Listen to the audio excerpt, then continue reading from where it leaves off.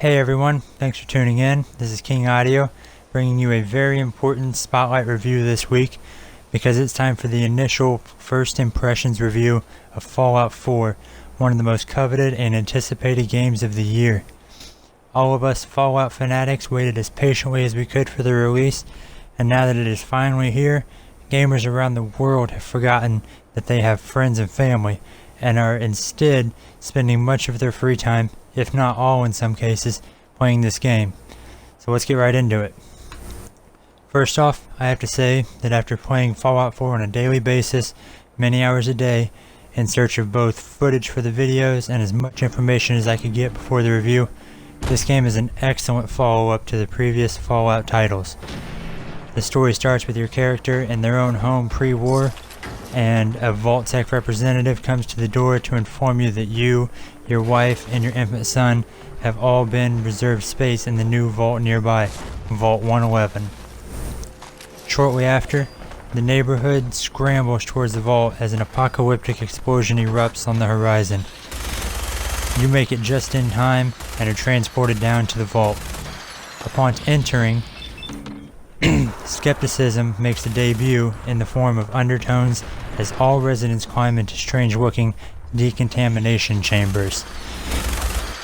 Keeping short on the opening storyline spoilers, I'll only say that things are not what they seem.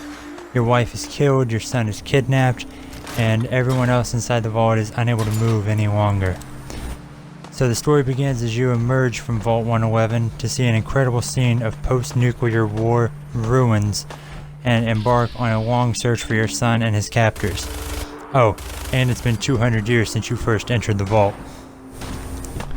As you can probably already tell, the storyline is extravagant but also immense, with countless side tasks to complete on your journey.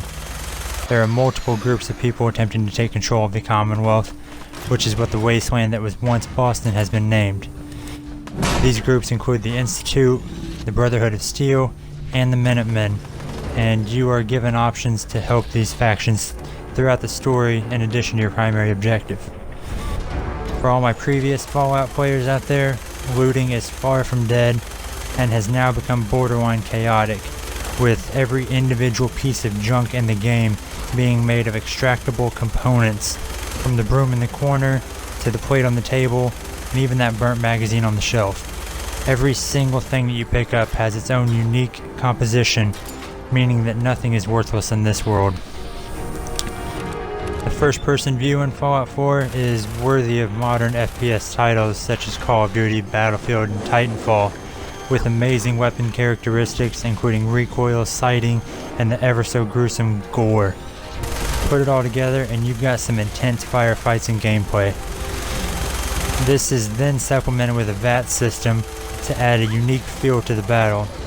There is of course also an option to play the game in third person, which can be switched instantly with the touch of a single button. Third person may not be the best for battle, but is very handy when partaking in some extensive looting or when you just want to showcase your character's appearance. Speaking of VATS, the system uses action points just as it did in previous titles, but these points are also now used when sprinting through the Commonwealth, meaning a player cannot simply run full speed into a fight and then activate VATS, as there is a high percentage of chance that the majority of the player's action points were used while sprinting and have not yet recharged. This calls for a tactical approach to fighting, one where hip fire, sighted fire, VATS, and sprinting are all taken into account. Also, VATS does not freeze time, but rather just slows it down, keeping the player under pressure to make decisions as enemies draw closer with their attacks.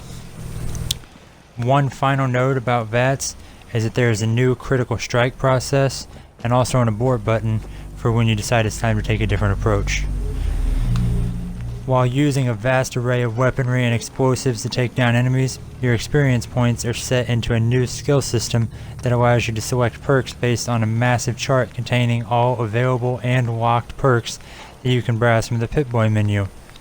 Most, if not all, perks are the same as Fallout 3, but the new interface and skill system provide a refreshing take on the game. Exploring the Commonwealth of Boston is thrilling, extensive, and never disappointing. The brand new crafting option in settlements allows for endless building and customization, adding a whole new layer of play and entertainment to the Fallout world, and the story is sure to keep you busy for quite some time. Overall, the game is amazing, with a multitude of quests and tasks to be completed, a nearly overwhelming environment, strong graphics, and only a few small bugs to tarnish the finish of this outstanding game. I personally be playing this game for many hours. For more Fallout videos, as well as a variety of other gameplay videos and reviews, be sure to check out my channel and subscribe to stay up to date with all of my videos in the future. If you enjoyed this video, also be sure to hit that like button and let me know what you think of either the review or Fallout 4. Thanks for watching, I'll see you in the next one.